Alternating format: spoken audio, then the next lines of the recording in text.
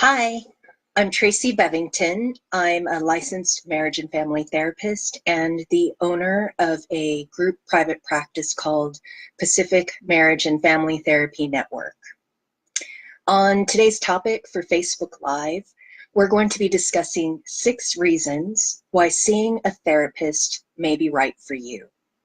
We'll be discussing the following contributing factors. First is overwhelm.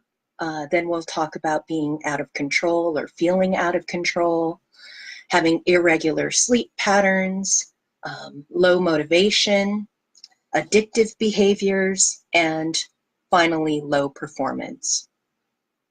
First, I want to talk a little bit about how seeing a therapist can be helpful overall. Seeing a therapist is, for some people, only for those that can't handle it or that have had something really bad happen to them, like abuse, or there's some kind of addiction or some kind of trauma. And that's really just not the case. I like to think of seeing a therapist as having a personal trainer for your brain or for your mind or for your emotions. So with a personal trainer, you go into the gym every week and they help you to stay focused and stay on task so that you can reach achievable goals. That's exactly what a therapist does. We'll meet weekly, we determine goals, we figure out how to meet those goals, and overall, you get results. So thinking about taking the step to get a therapist is really just a step in making your life something that's worth living and living in a way that you really want to. So now I'm going to get started with the 6 reasons why seeing a therapist may be right for you. So the first one was about overwhelm. So when you find yourself feeling overwhelmed or experiencing excessive worry or frustration, some agitation, or maybe even some like anger or angry outbursts, this could be a sign that there's something going on. Overwhelm is sometimes just like I can't handle it right now, or I just can't take it anymore. But sometimes it's also a long time lingering feeling that just feels like you just can't catch a break. When our bodies feel overwhelmed, it's because there's only so much room that our bodies have to hold on to emotion. And so when your emotion gets so full that your body has very little space to deal with new things, that's when you start to feel overwhelmed. That's when we get angry. That's when we start feeling agitated all the time and we're frustrated or we feel bothered by certain things. So what we want to do is we want to try to find some bandwidth. So finding bandwidth is going to help your body react more appropriately and more efficiently when you have something come up that is maybe not so typical. One of the ways that you can do this to get more bandwidth is to add more oxygen to your blood. Now that sounds a little strange, but I'm going to explain. So when we get anxious or when our body gets triggered or we're feeling uncomfortable, the brain and the nervous system behave in a way that is going to make us safe and that is going to provide us with opportunities to react and do things quickly. So this is based on the fact that when we were fairly new at like developing into humans, the part of our brain that was developed first was fight, flight, freeze, and a bunch of old memories. And it's all for safety. So when our body feels activated, it goes to that old part of our brain, which then tells us, don't think about things. It actually cuts off activity in the front of your brain where you're reasonable and rational, and it just stays in the back and it says, gosh, should I run? Should I hide? Or should I fight back? It's not thinking, gosh, I wonder if this is a good opportunity to make friends with this thing that's scaring me. Or maybe I should think about what I should do next. Maybe talking is the best thing. It's very reactionary and it's very fast. So adding oxygen to the bloodstream allows your brain to actually think. The best way to add oxygen to your bloodstream is by taking 3 cleansing breaths. Now, a cleansing breath doesn't have to take very long, and it's actually not very hard, but you have to think about doing it slowly. So when you're taking your first cleansing breath, you want to breathe in for the count of a slow 3, and then breathe out for a slow count of 5. So it's going to look something like this. Breathe in, breathe out.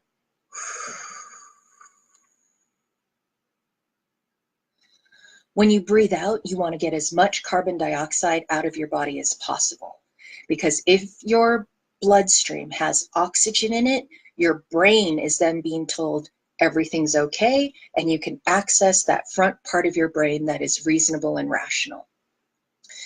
If you can do this when you're feeling overwhelmed, when you are feeling angry, when you're feeling frustrated, or you just feel like you don't have enough bandwidth, it's going to help you get more bandwidth so that you can manage and deal with whatever it is that's come up for you.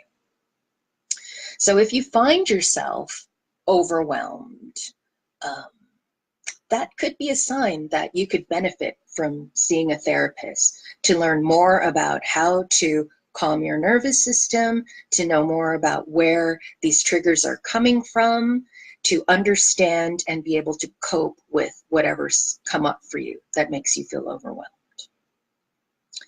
So our topic for today, again, is 6 reasons why seeing a therapist might be right for you. And we just covered the possible factor of overwhelm. And now we're going to be discussing feeling out of control. Oh, I'd like to remind you at this time to please turn on your sound or turn on your volume. And please also remember to turn up your sound if it's a little bit too low.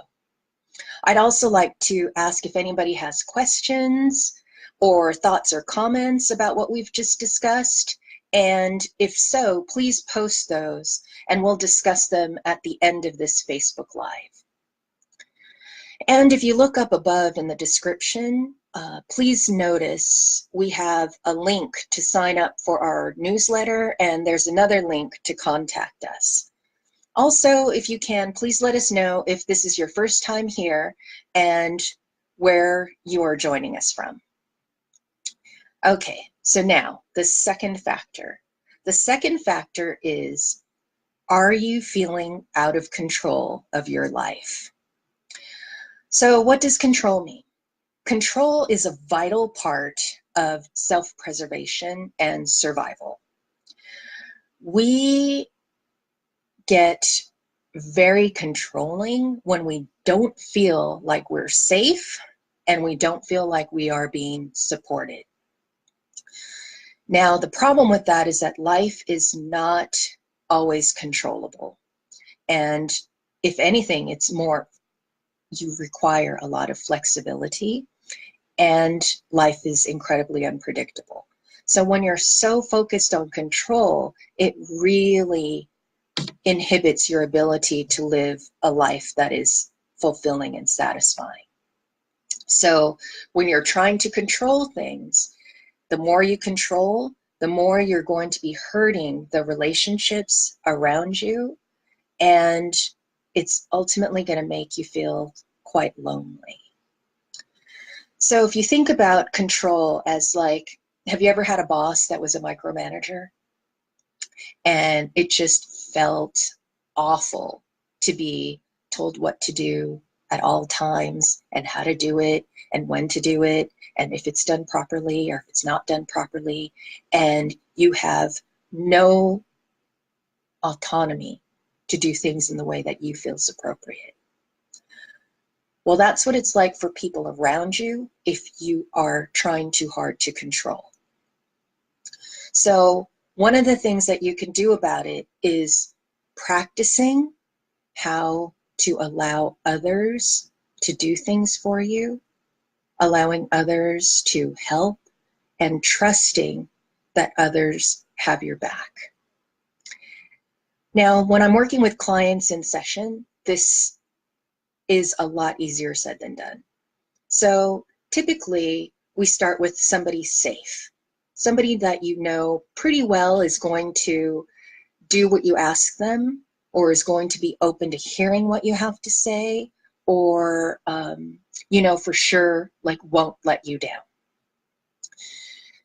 In practicing, we will role play in session or just kind of practice and go through the steps that you may want to follow to take this action. Now, this is where practice really does make perfect. So the more that you can practice allowing yourself to be vulnerable and open to having other people support you or do something for you, then the more inside you're going to start feeling like that's true. So it might sound silly, but practicing really does make perfect. And that's kind of what coming to therapy is about. It's about practicing so you can develop the skill and take it out into the real world. So if you find yourself feeling overwhelmed or out of control, then it could be time to call a therapist. Once again, our topic for today's Facebook Live is 6 reasons why seeing a therapist could be right for you. And we just covered 2 of the factors, which are overwhelm and out of control. And now we're going to be discussing the 3rd, which is irregular sleep. Oh, and again, please remember to turn on your sound, turn on your volume, and turn up your sound. Thank you.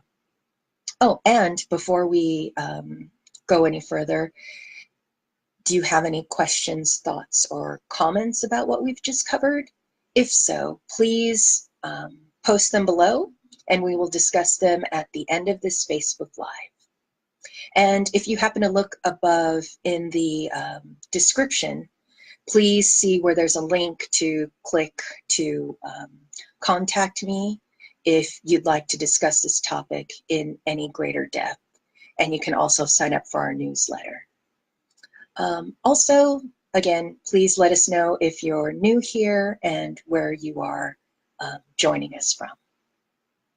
So the 3rd topic is finding yourself enough sleep, or are you sleeping enough, or are you sleeping too much?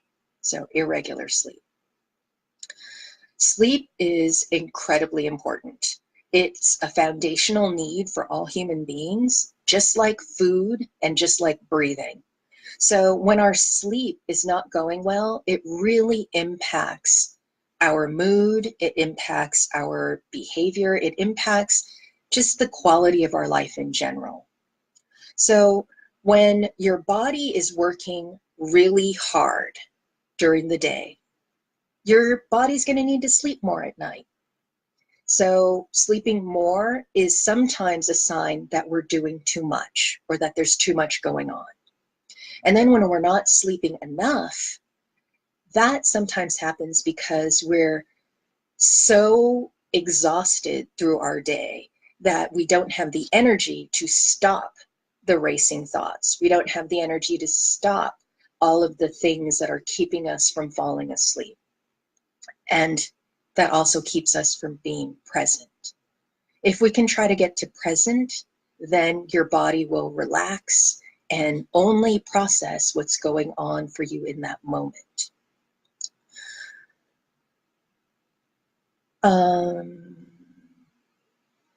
It's not necessarily the number of hours that you're sleeping so much as the important thing is the quality of your sleep.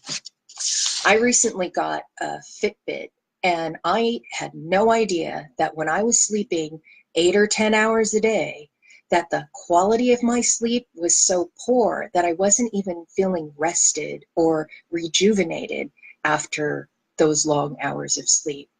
So getting 4 or 5 hours of quality sleep is significantly better than getting 8, 10, 12 hours of inferior quality sleep. So what can we do about this? Well, one of the things that I like to discuss with my clients and that they find to have a lot of success with is creating a sleep routine. So when you have a sleep routine, you really need to take the time to think about what is most helpful for you to fall asleep. Sometimes that means taking a shower or a bath before you go to bed. Sometimes that means washing your face with cool water. Sometimes that means not watching television for 15, 20 minutes before you're going to bed. Sometimes that means reading in bed or not reading in bed. Sometimes that means not looking at your phone while you're in your bed. Sometimes that means kind of journaling or writing in a diary. There are so many different things that you have to decide are helpful in putting into your sleep routine. And then when you have the routine, it's very important to keep it consistent. So having a consistent bedtime is really important. Having a consistent wake up time is really important because our bodies like to have routine and they function best when there's routine and structure. Even though it sounds kind of boring, it's actually the best for our body. I often have to explain to clients, or we talk about how oftentimes what's best for us is not what we're like really excited about. So if someone gave you a plate of carrots and then they gave you a plate of chocolate cake, which one would you want to have? Probably the chocolate cake. But you know that's not good for you. Like if you had chocolate cake every day, you'd get sick, you'd get diabetes, you'd gain weight, like whatever. There's a lot going on that makes eating that chocolate cake not the right thing to do. But a lot of times we'll go for it. But what's best for us is really to eat the carrots. The carrots are the thing that we know is best for us. But it's really hard to turn down chocolate cake when you've got carrots in front of you. So think of your sleep routine as carrots. Carrots are going to help you be healthier and happier in the long run. If you don't find a sleep routine that works for you, just keep changing it up. Try different things until you find something that does work. And then when it does work, keep doing it. And you will find that you'll benefit and you will feel better and your sleep will be more regulated. And it's going to help you in all your other parts of your life. So if you find yourself overwhelmed, feeling out of control, and you're having irregular sleep, these are all really good. Well, not really good. These are all things that could be signs that you could benefit from seeing a therapist. So again, our Facebook Live today is 6 reasons why you may want to see a therapist or seeing a therapist might be right for you. And so far we've covered overwhelm, we've covered feeling out of control, and we covered irregular sleep. So I also want to just mention or remind you again to turn on your sound, turn up your volume, or to turn up your sound. And before we go forward, I also want to ask if you have any questions or comments about what we just covered. And if you do, please leave those comments below and we'll discuss them at the end of the Facebook Live.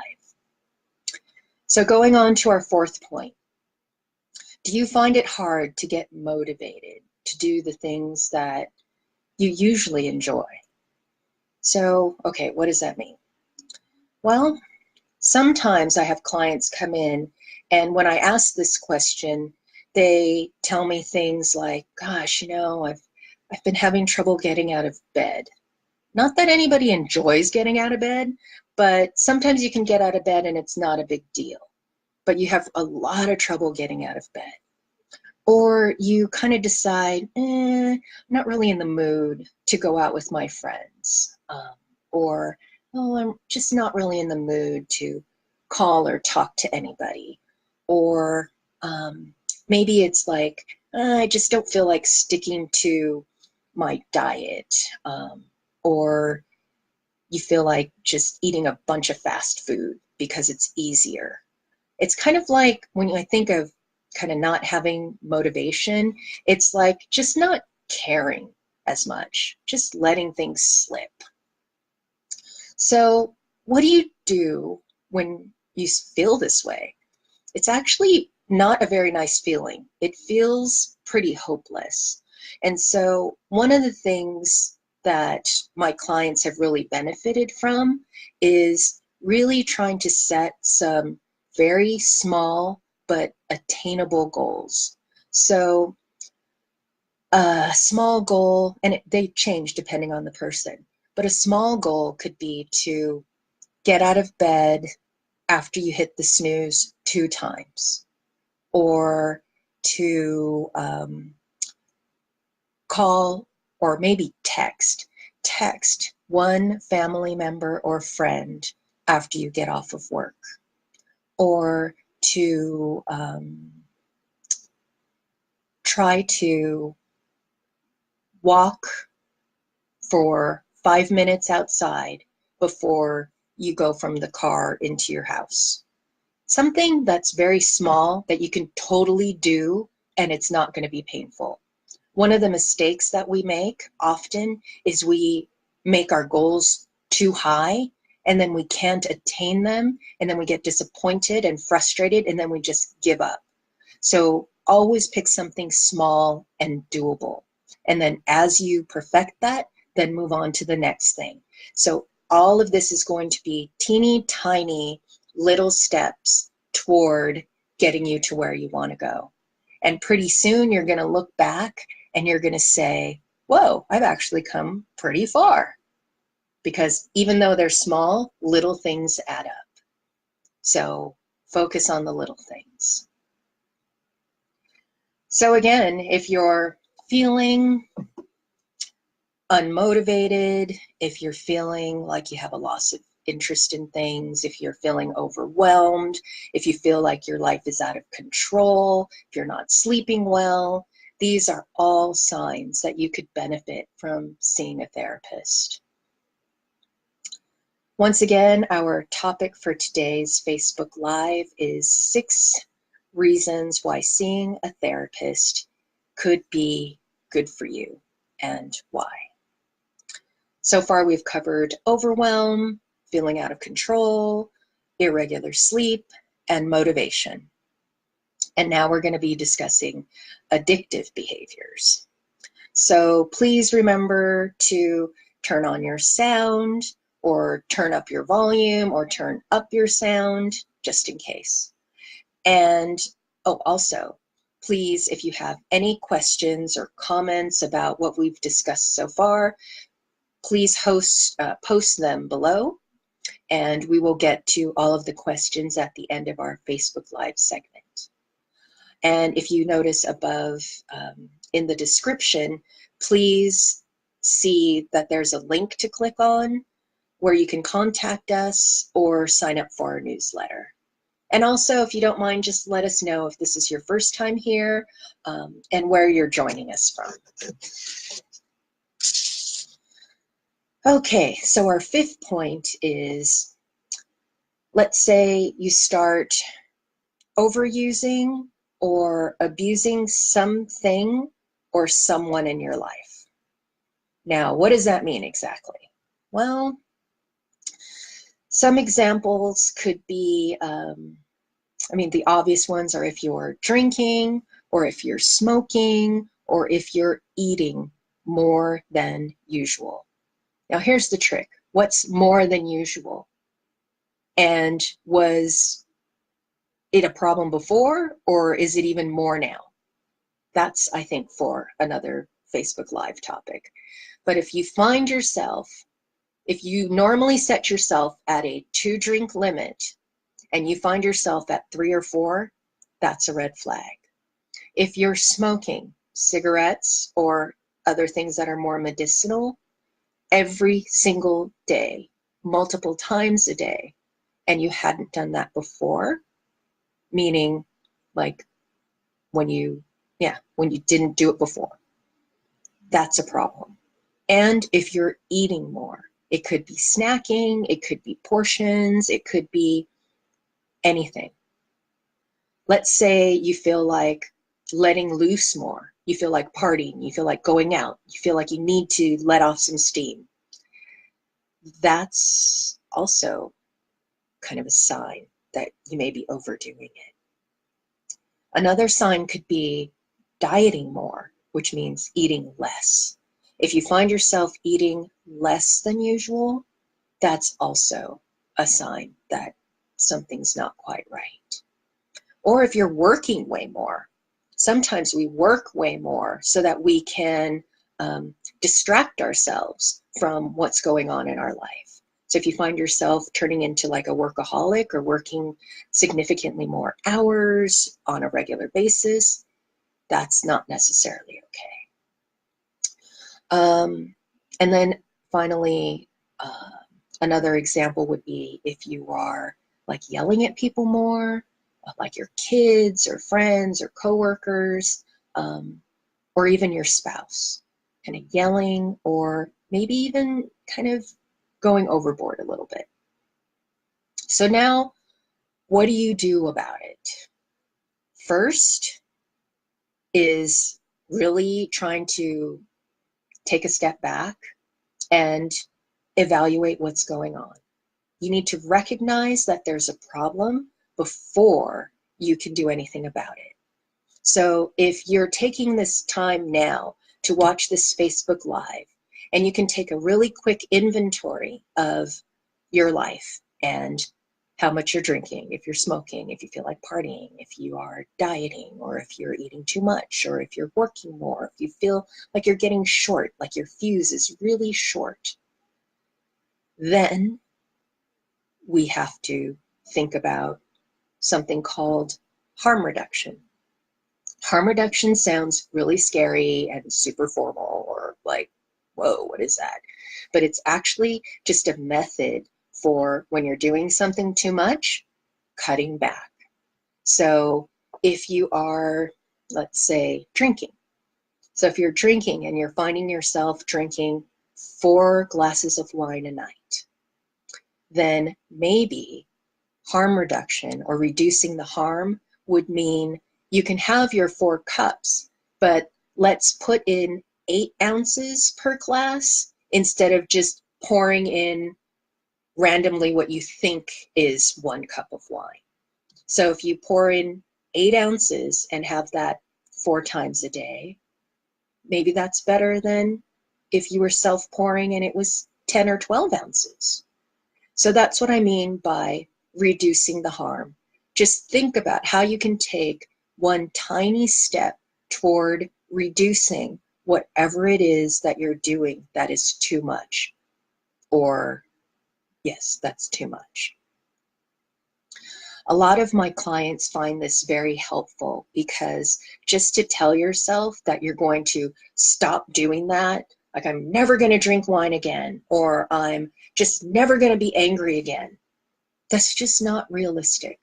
And if it's not realistic, it's just not going to happen. And then you're going to continue with the overusing, which then could lead to something like addiction. And we don't want to go there. So if you find yourself overdoing things, overusing, maybe even possibly abusing things, it could be time for you to call and work with a therapist. So again, our topic for today's Facebook Live is 6 reasons why you may, or why seeing a therapist may be right for you. So far, we've covered overwhelm, being out of control, having irregular sleep, having low motivation, and addictive behaviors. Our final factor that we're going to be discussing is performance. So before we go there, I'd like to also, again, remind you to please turn on your sound, turn up your volume, or turn up your sound. And also, please, if you have any questions or comments, please leave them in, or post them below, and we'll get to them at the end of our Facebook Live presentation.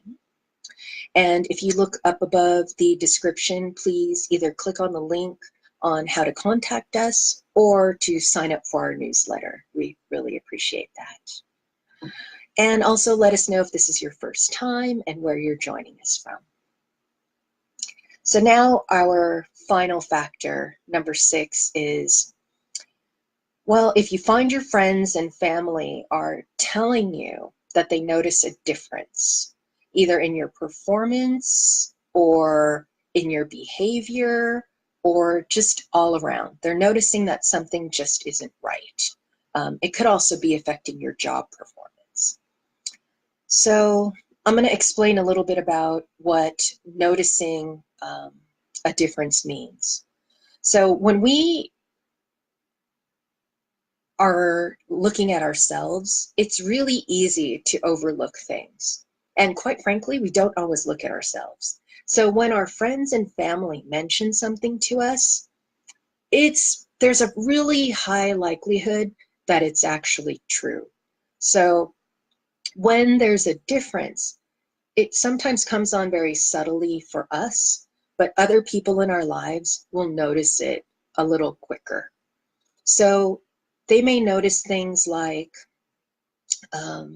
recently you've been kind of scatterbrained, you're missing deadlines, you're losing track of your keys, or you're losing track of time more than you used to, or you're just forgetting to do things.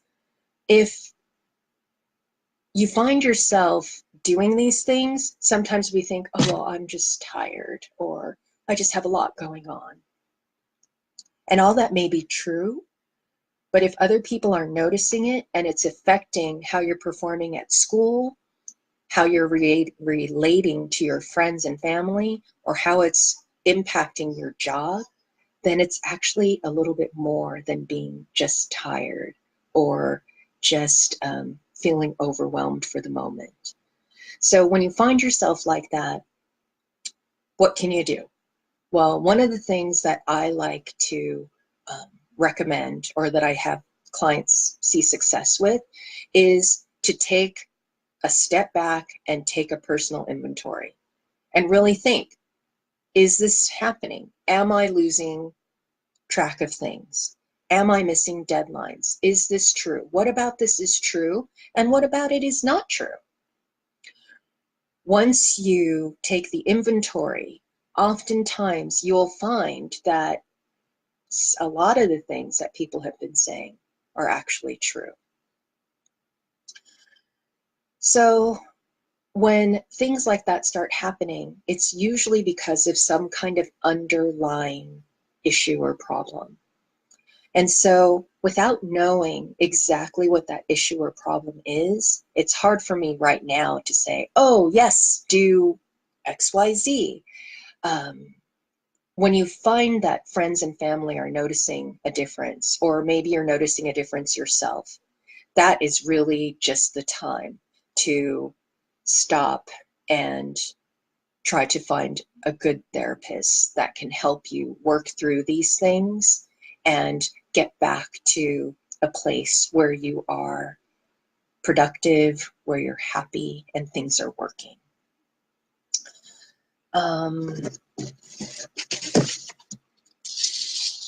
I guess at this point, I'd like to know if you have any questions.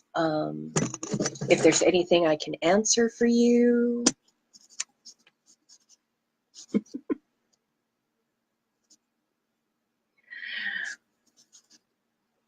All right. So right now, I guess I'm going to thank you all for being here. And if for some reason I wasn't able to answer your questions or something else comes up, please know that we will get back to everyone that has anything that they'd like to ask. We'll return your message as soon as we can. And please don't forget that we're going to start doing these Facebook Lives every Thursday at 1 p.m. Pacific. So I'd be happy if you were to join me again. And thank you very much.